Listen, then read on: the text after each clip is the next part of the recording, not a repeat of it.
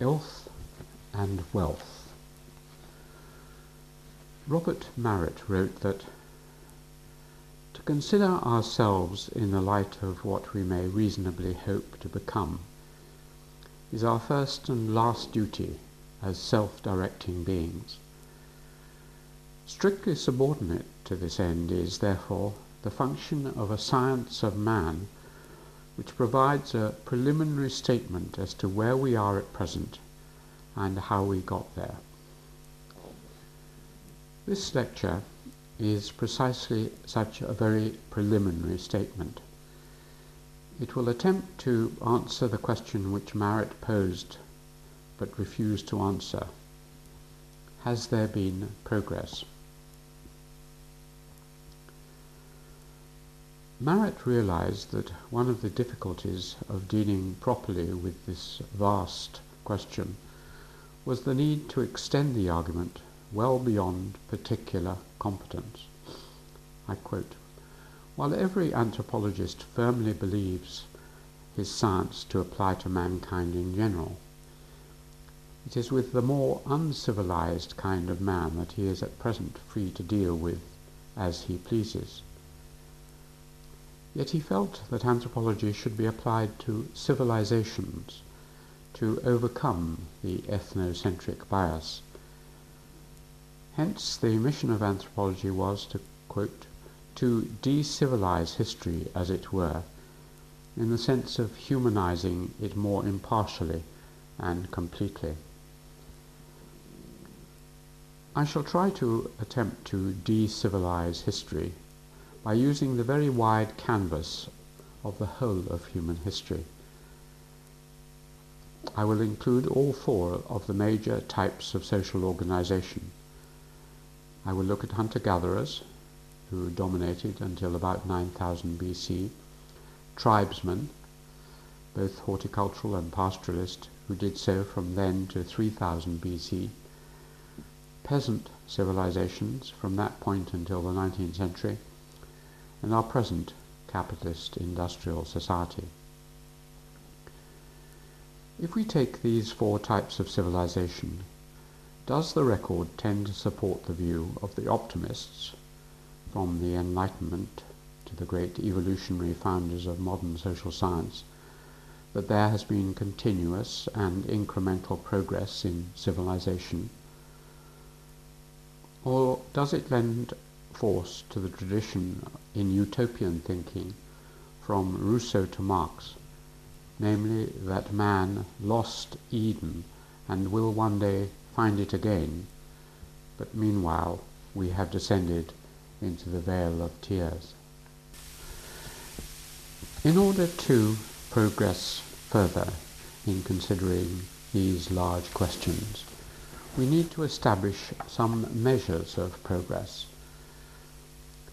Marett reported a conversation with Lewis Carroll, who said that the supreme problem of ethics was to measure happiness, which could be done, he suggested, if the unit of value were taken as the satisfaction one got from eating a penny bun.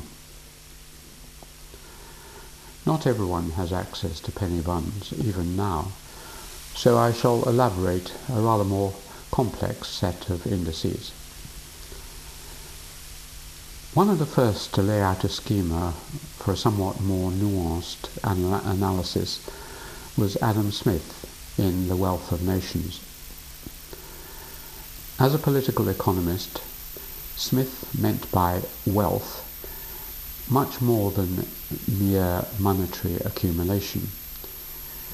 He also included health, peace, equitable taxation, a fair distribution of profits, and much more. We can extend his ideas by looking at the opposite of wealth, namely what Ruskin called Illth. In 1860, Ruskin wrote of the mere accidental stays and impediments acting not as wealth, but, for we ought to have a correspondent term, as Illth. This was the opposite of well-being, in other words, ill-being.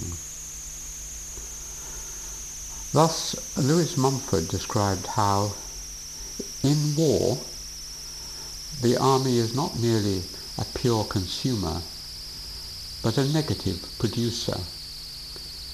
That is to say, it produces Illth, to use Ruskin's excellent phrase, instead of wealth. Misery, mutilation, physical destruction, terror, starvation and death characterize the process of war and form a principal part of the product. Illth is thus negative wealth. It devours rather than produces, causes ill-being, encompassing but also extending beyond purely physical suffering to mental, aesthetic and moral ill-being. Its constituents are many. Here I will limit them to 10 indices. All of these are bound to be value-laden and contentious. Yet the cumulative Benthamite calculus of pleasure and pain will roughly be accepted by most. What I wish to do is to provide a very brief overview of the history of each of these 10 forms of Illth and wealth over the 4 great forms of human civilization known to anthropologists. The following account will only apply to 95% of the population or more. The elite in peasant civilizations, through cunning and good fortune, often escaped the major tendencies which I shall outline. Furthermore, vast variations between civilizations and times have had to be smoothed out in pursuing this larger picture. One danger of this is that you may feel that there is some implied denigration of previous civilizations as brutal, ignorant, savage. This is completely contrary to my purpose. I shall start by considering the first 3 major types of civilization, that is up to the high point of peasantry. I will take this up to the year 1650, an arbitrary date. By pausing there, our judgment will not be clouded by what we know happened afterwards. What sort of progress had there been by the year that Thomas Hobbes prepared Leviathan for the press? Firstly, war. Lightly settled hunter-gatherer societies have been largely free of war. War, or feuding, becomes endemic in some tribal societies, particularly among forest dwellers and some pastoral nomads. Yet it is in the so-called higher civilizations that war reaches its full climax. The long chronicle of battles and wars of conquest, from Alexander through Caesar down to the 17th century, does not seem to need to be rehearsed here. MacNeill noted that the casualties and ferocity of war seemed to be on the increase again in Europe from the 15th centuries onwards. The wholesale destruction of the empires of South America and Mexico, the Manchu invasions of China, the religious wars of Europe, had led to a world which by 1650 appeared to be spiralling into more and more devastating war. This tendency is not difficult to explain. As technology progresses, the tools of destruction grow ever more powerful. As populations grow, larger numbers die of the side effects of war, famine, and epidemics. As increasing wealth is generated, the temptations to predation increase, and the causes of potential conflict multiply. The Hobbesian vision of a war of all against all had culminated in a world of marauding armies. There seems to have been a natural tendency for war to expand to fill the resources available for it. Famine.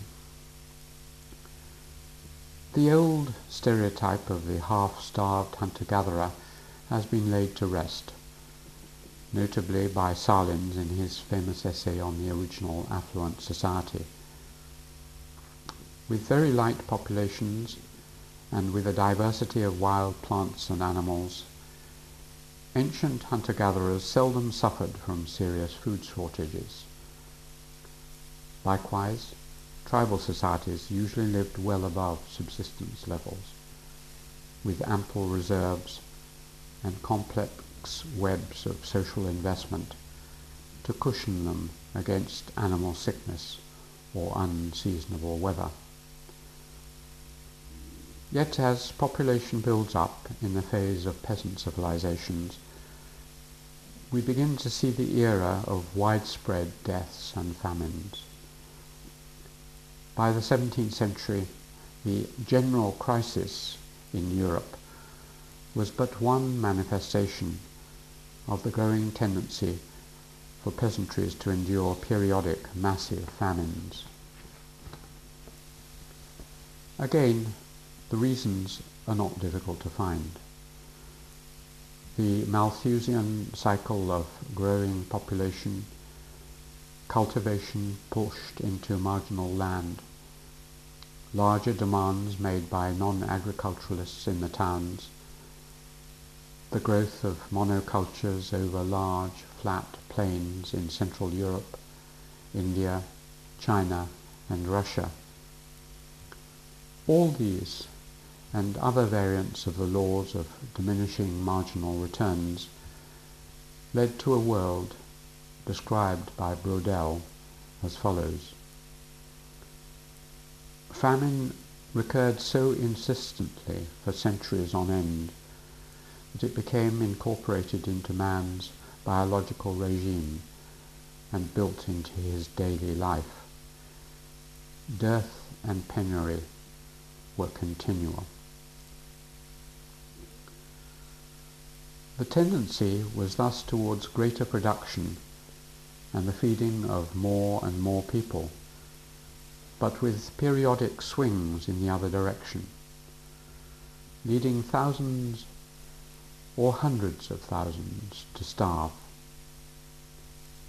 By the middle of the 17th century, the major agrarian civilizations were in a far more perilous situation than their hunter-gatherer or tribal ancestors. Quantity of mouths had been substituted for quality.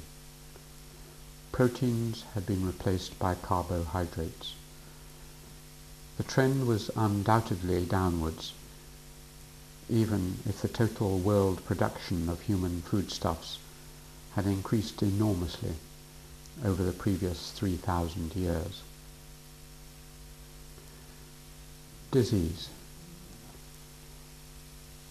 We can first consider the major epidemic diseases. All of these are density dependent. None of them were widespread in either the hunter-gatherer or tribal phases.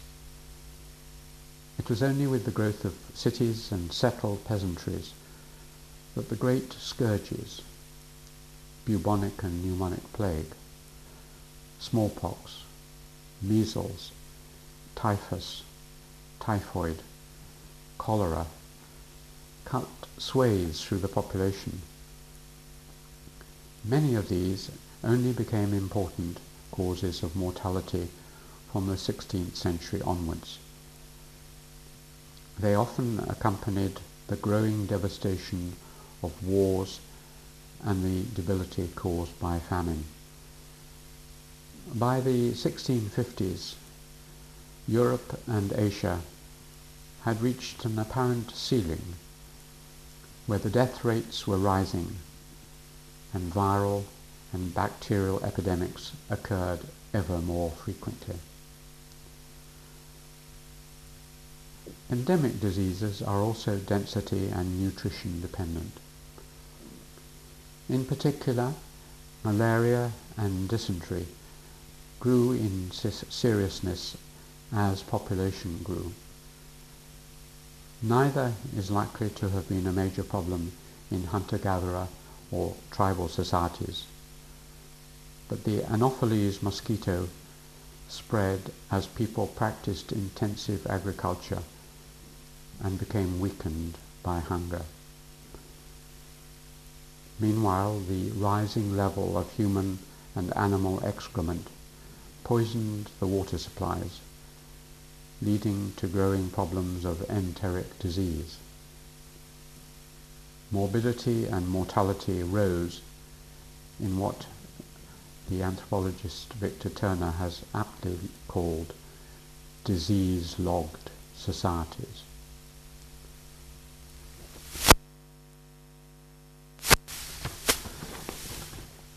It's difficult for a modern Western audience to realize how much Illth can be created by overwork. The crippling pain of straining the muscles and bones in long, arduous and tedious manual work has to be personally observed to be appreciated. How then has this very important component of Illth and wealth changed over the millennia? The story has been well told by Esther Boserup. She showed that with each phase of economic progress, in inverted commas, the mass of the population was subjected to heavier and heavier workloads. In hunter-gatherer societies, it was easy to gather enough food and other necessities in a few hours a week.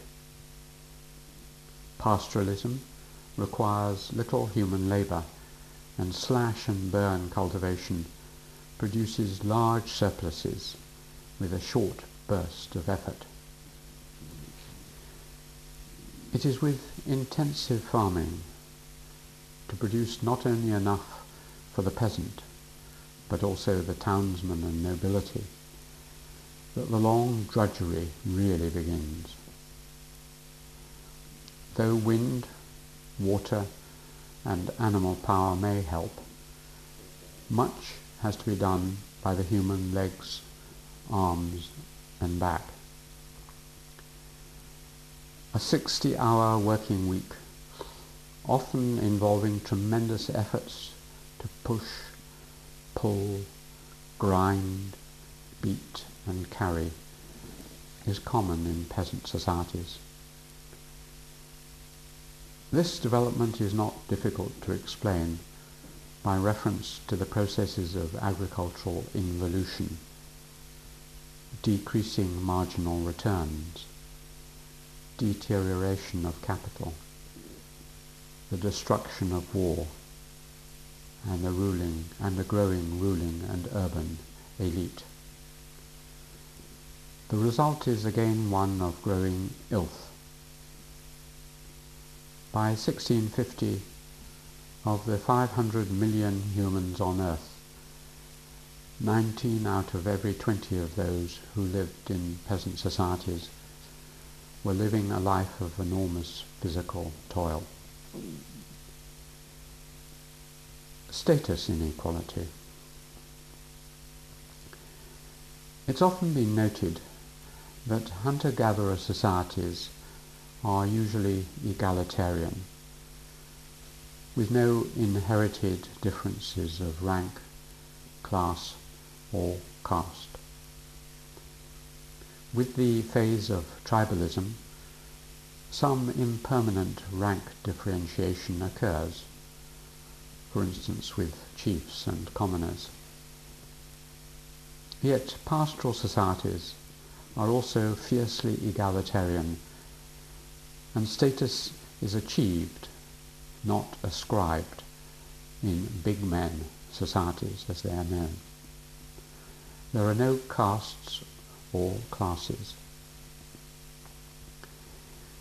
It is only with the emergence of peasantries that real birth inequalities arise. The premise of inequality becomes widespread.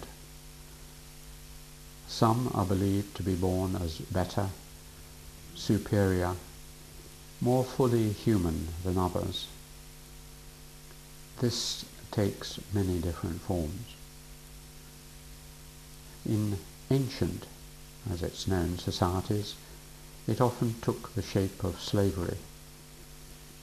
In Indo-European societies, it usually took the form of a fourfold division into occupationally defined orders, ranked as superior and inferior. These were the lords, priests, townsmen, and peasants. In Western Europe, the peasants were often semi-unfree, tied to the land, their work and marriages in the hands of the manorial lords. The barriers between groups applied to all of life: eating, marrying, property rights. The differences took their most extreme form when given ritual sanction, as in the Indian caste system, which added a layer of untouchables below the other orders. There were, of course, immense fluctuations, yet the powerful tendency towards hierarchical inequalities constantly reasserted itself. Thus, by the middle of the 17th century, throughout Asia and Europe, the vast bulk of the population were born as inferior, not just poorer or weaker, but less human. Most were not born equal and free, but unequal and unfree. The pressures of population, of the concentration of wealth and power in a few hands, the fear of predation, of predation by other nations or other lords, led to a vast increase in the status of the lords and the literati, and a consequent weakening of the masses of the people. Economic inequality. In hunter-gatherer societies, the returns on a day's labour hardly varies from the richest to the poorest, and any inequalities are quickly dispersed through sharing. There is no way to store wealth, and no way to pass it on over the generations. There is little private property, and no means to accumulate capital. Although there is some differentiation in tribal societies, it is again relatively slight.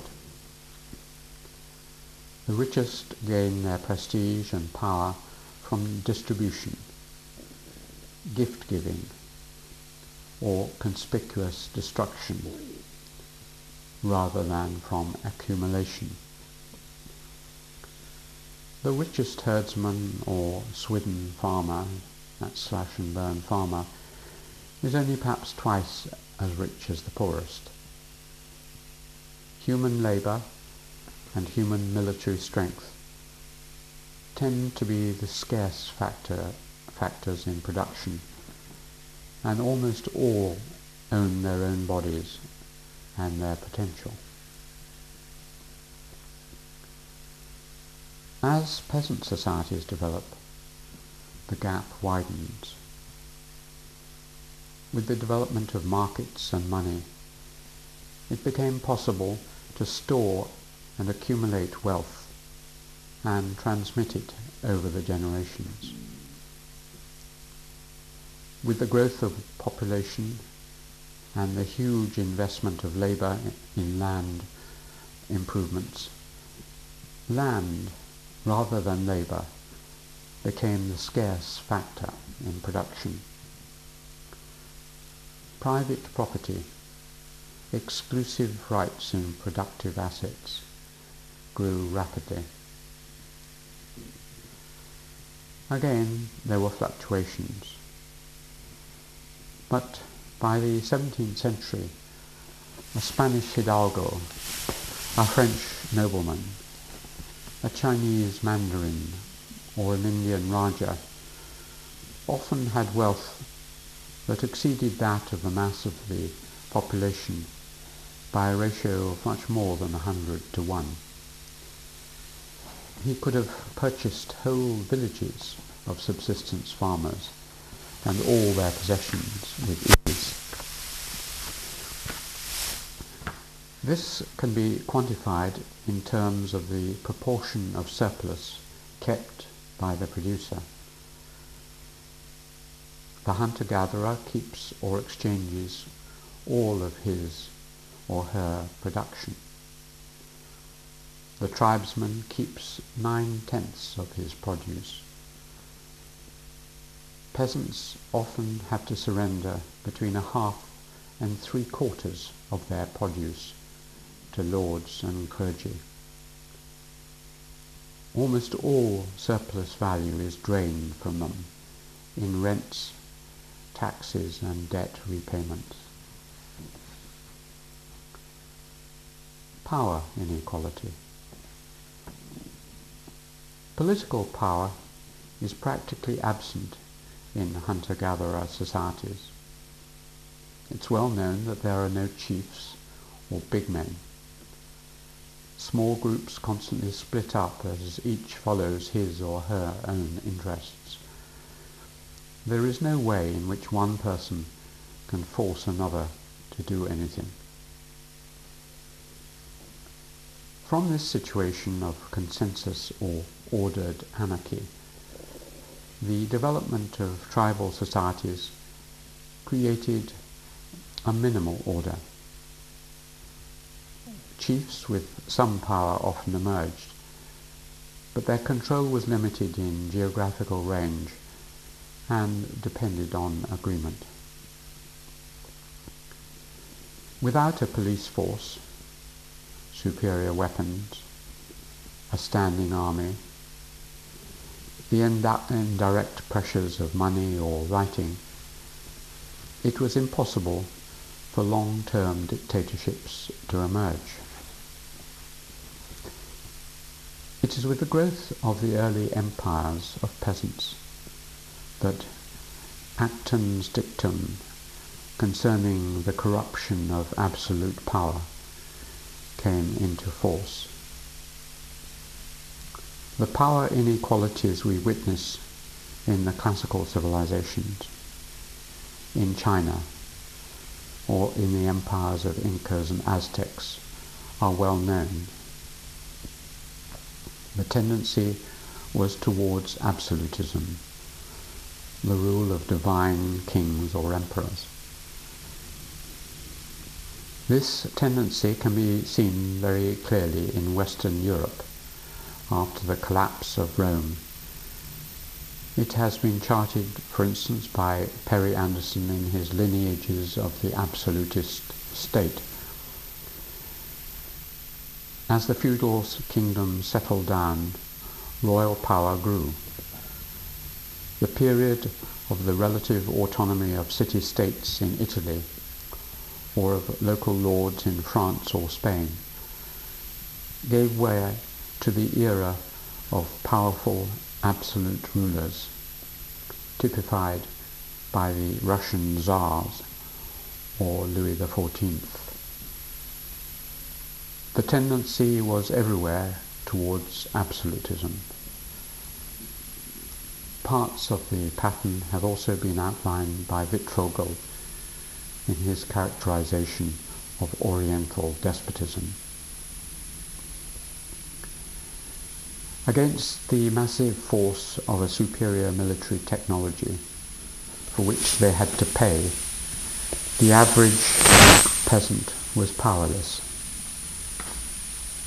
He or she had no say in government at the national level. The monolithic machinery of the increasingly powerful nation-states was outside his control.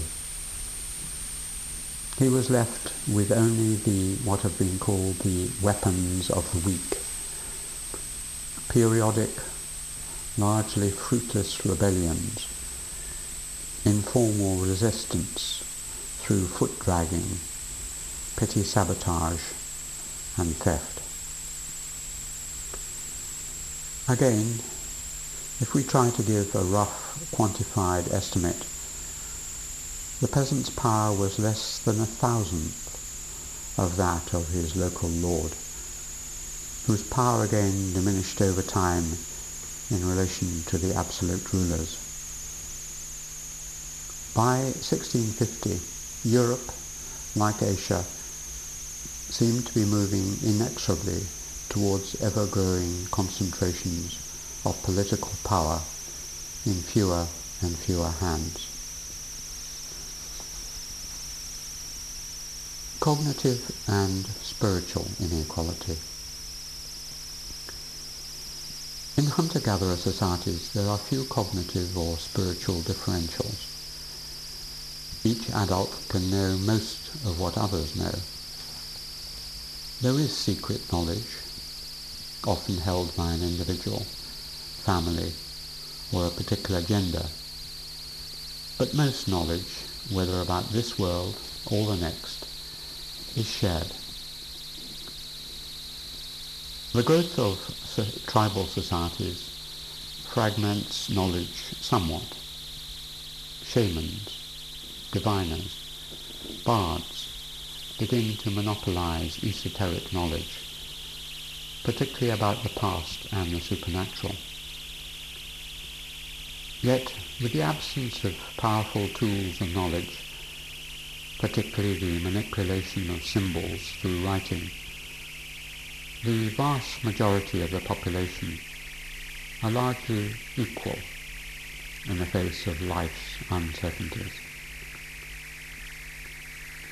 With the development of writing and other tools of thought, such as mathematics, complex philosophical systems, world religions, as well as material technologies which influence thought, such as glass and clocks, the gap between a small literate group and the mass of an illiterate peasantry widens.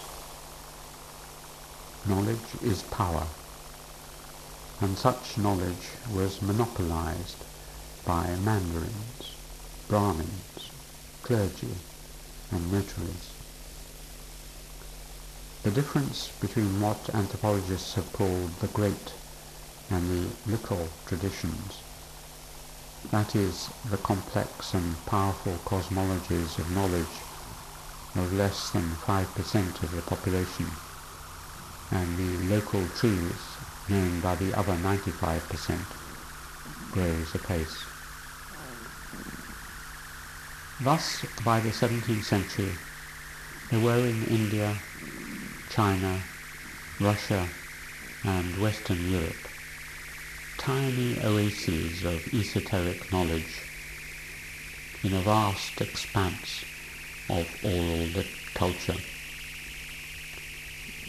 In quantitative terms, a Chinese Mandarin or West European lawyer would have access to 1,000 times as much information as a Chinese or French peasant. As knowledge grew, it became concentrated into a few hands. Those who tried to challenge this monopoly found themselves faced by the thought police of the various forms of inquisitorial process. The mounting power of the Catholic Inquisition, particularly after the Counter-Reformation in Europe from the 16th century, is just one example. That world of closed thought, which Voltaire satirized in Candide, had been growing for several centuries. The tendency in thought and religion, as in politics, was towards absolutism, towards Popper's closed society. Gender inequality. Many of the preceding tendencies come together and are magnified in the relations between the genders. Although there are inequalities, on the whole, men and women are more or less equal in hunter-gatherer societies. This equality is largely preserved in many tribal societies. In particular, horticulturalists, who have been the locus for matrilineal and to a certain extent matriarchal institutions, see a lot of gender equality. Women provide an equal or greater amount of labour in hoe cultivation, and they influence production as well as reproduction. Though pastoral societies tend to be male-dominated, the differential is not yet heavily emphasized. It is with the growth of peasantries that the real oppression of women multiplies. Whether this is mainly the result of their diminishing role in economic production with plough cultivation, or of the effects of world religions, which characteristically give them a secondary position, or of increasing stratification, which turns them into pawns in marriage alliance strategies, or of rising mortality rates, which exacerbates their roles as machines for producing children, is still much debated. Probably it was a combination of all these and other factors. Certainly the effects are writ large in each agrarian civilization, though the forms of deprivation vary. In China, one manifestation was in the growing custom of foot binding, the crushing and breaking of the bones of half the population, thus confining them for many centuries to a life of pain and marginality. In Islamic civilizations, women were in every sense inferior and often kept in exclusion through purdah. When Islam mixed with tribalism, there grew up the practice of female circumcision. In Hindu society, women were first the slaves of their fathers, then their husbands, and finally their sons. They had few or no rights, and their life was to be extinguished, if possible, with that of their husband. In southern Europe, the opposition whereby men were the guardians of honour and women the gateway to shame placed women in an increasingly inferior position. In almost all these cases, their virginity and procreative power was their chief merit. They were inferior at birth, were married off early, worked enormously hard, bore many children, and many died relatively young. Their inferiority was reflected in sex-selective infanticide and their exclusion from politics, priesthood, education, and the public sphere. Thus, within that 95% or more of the population, already many times poorer, weaker, and less knowledgeable, there was an enormous internal gulf between the lowest of the low, that half of the population born female, and the rest. The long-term tendency seems to have been downwards, with indignity and deprivation piled on inequality and injustice.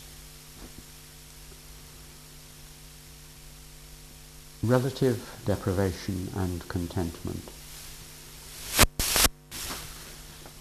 Salins pointed out that happiness or contentment largely lies in a relationship between ends and means. Hunter-gatherers characteristically live in a world where needs, wants, desires are few and are easily attained. The good things of life, adequate food, leisure, sex, companionship, excitement, are within everyone's reach. This is the Garden of Eden. It is a world which is continued to a considerable extent in many tribal societies.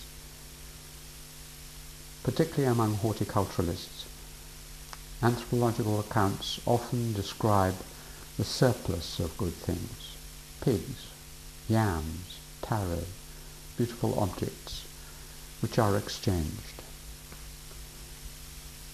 Prestige alone is in limited supply, but even some of that can be enjoyed by all but a few rubbish men, as they're known. These are worlds of affluence. As peasantries emerge, we change into a world of scarcity, at least for the 19 out of 20 who live by manual labour. There is always a shortage, whether of labour, health, children, money for taxes, food, time, reputation. This is a world which many anthropologists have described. It is Foster's world of limited good and envy, Black Michaud's world of moral scarcity, Bailey's world of peasant fears and of the bad life.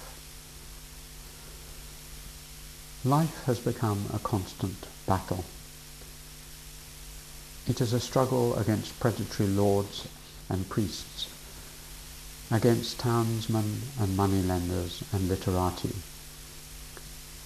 a mutually divisive struggle against other peasants.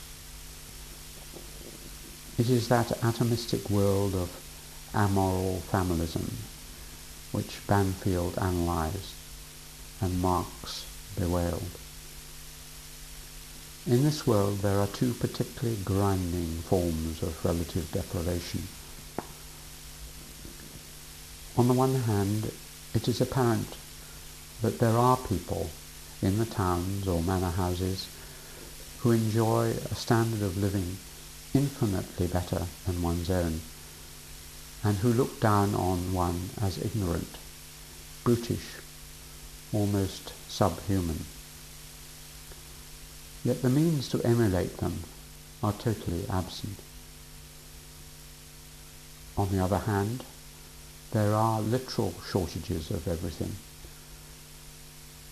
the philosophy of many rulers was brutally stated by the founders of the Tokugawa regime in Japan.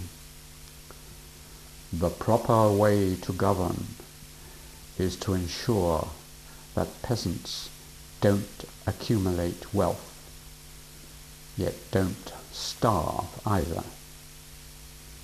That is, by making certain they can neither live nor die. The peasants live, as Tawney put it in his famous metaphor, with their noses just above the water. One disaster, and they drown. Thus, all of life is an effort to bring ends and means closer together, to economize on time, effort, to scheme and scrimp. The harder one works, the more the ends, whether leisure, comfort, or security, seem to elude one. Of course, not all is gloom. Feasts and festivals, the cohesion of the famous community or Gemeinschaft give their solace.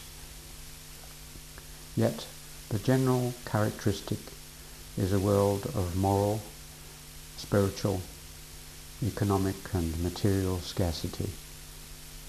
This is a world that is being captured movingly by Bruegel, Goya and Van Gogh, by Balzac, Tolstoy and Carlo Levi. The downward tendency to 1650. Thus, if a dispassionate observer living in about 1650, but with the knowledge we now have of the growth of European and Asian civilizations, had summarized the state of the nations, he or she would have not been optimistic. On every level there was a steady worsening of the conditions of the vast majority of those who lived in the great agrarian civilizations which now dominated the globe. While gross economic wealth had increased and the earth sustained more and more people, while the technologies of thought and power gave mankind hitherto undreamt of control over the environment, the polarization between the lucky few and the misery of the mass grew apace. It was almost as if there was a necessary built-in contradiction. As the total wealth increased, most individuals suffered more and more illth. Up to this point, Mandeville's famous maxim had not applied. It was private vice, public misery would have been nearer the mark.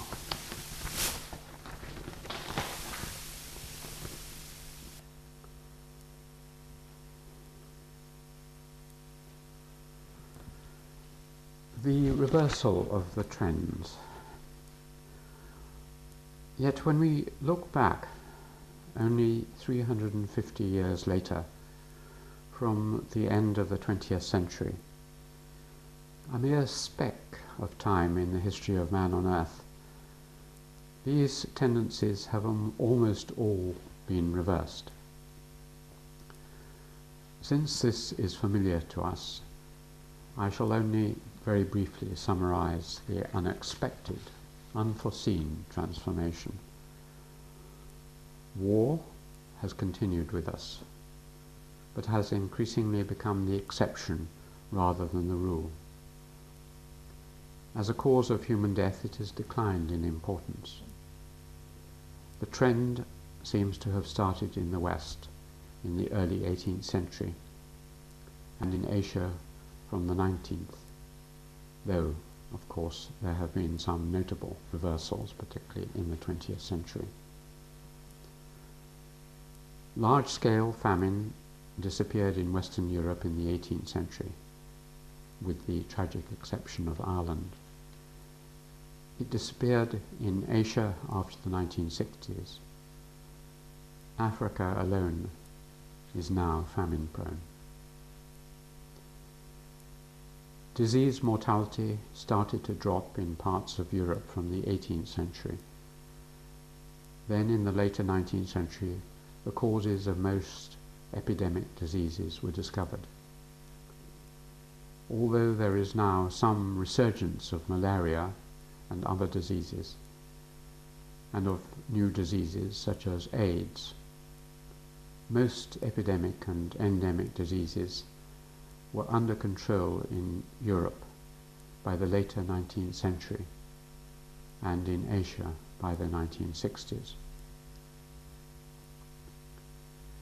The Industrial Revolution has freed many from long hours of physical work.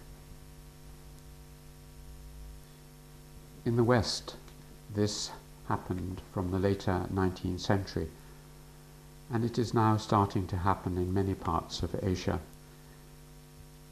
Indeed, the major problem for many now is too little work, not too much. Machines driven by fossil fuels have increasingly taken the strain off the human back, arms and legs. In terms of birth status, the famous Declaration of the Rights of Man, which proclaimed the certain truth that man is born equal and free, was only one landmark in the reversal in the premise of inequality, whose latest expression is the death of apartheid. By the 1830s, Tocqueville could believe in the inevitable progress of the tendency to equality. Slavery was formally abolished, then serfdom. Caste has been more obdurate, and class has replaced the old systems of estates. Yet, whatever the continued inequalities, there is a widespread belief in the universal equality of humans at birth. In terms of economic differentials, there has been a massive levelling. The very rich are still with us, but there is no longer the vast gap between the 1 to 5% who have 1,000 times the income of the average of the rest.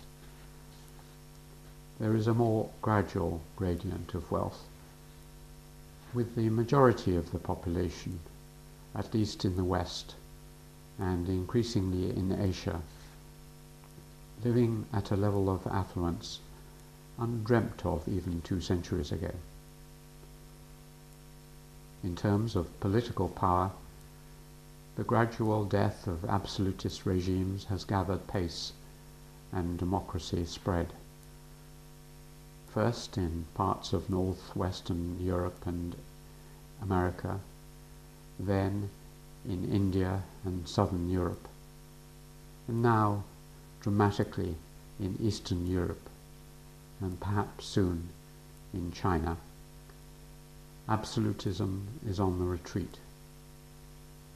Its famous representatives, Stalin, Hitler, Mussolini, Pol Pot, have been only weakly replaced by the now amoral supermen, the communications moguls. The ideal, if not the practice, of democracy is widely espoused and has become the norm rather than the exception. There has also been an opening and a levelling of knowledge. The closed worlds of priesthood and literati have withered before mass education. The rapid spread of printing and other communications technology, the growth of skepticism and tolerance. The Inquisition has been abolished, and the thought police to a considerable extent pensioned off in many parts of the world. The ordinary educated citizen may not have specialist knowledge in many fields, but the division of knowledge is no longer between the one who has keys to all that is known and the 19 who are excluded. The emancipation of women in many parts of the world has been partially achieved, though inequalities, of course, still remain. Foot binding and suttee have been abolished, and though bride burning and female circumcision and purdah still continue, there is little doubt that an impressive shift in power has occurred. Finally, in terms of means and ends, though we still live in a world of relative scarcity, and this is indeed what drives capitalism, the situation has changed. With the lessening of the vast differences in rank, wealth, status, the relative deprivation is not so stark. Many people in affluent societies suffer not from a shortage but a surplus of material goods. There is, of course, still a scarcity of the invisibles: love, prestige, security, meaning. Yet at the material level at least, the crushing scarcities which the vast mass faced in the recent past is fading. When we look back from our vantage point at the end of the 20th century, all of this transformation looks inevitable. Perhaps the working out of some spirit of history, as Hegel and more recently Fukuyama have argued. It is only when we look at the total trajectory of human history and stop at about 1650 that we see how extraordinary, unexpected and enormous the great transformation has been. It consisted of a series of changes which are such a complete reversal of previous tendencies that we give them the term revolution. These are the constituents of the modern world. We all know what they are called and something about their nature: the Industrial Revolution, the Scientific Revolution, the Demographic Revolution, the Capitalist Revolution, the Democratic Revolution, the Egalitarian Revolution, the Individualistic Revolution, the Rationalist Revolution. All of these different revolutions, when combined, created the modern world.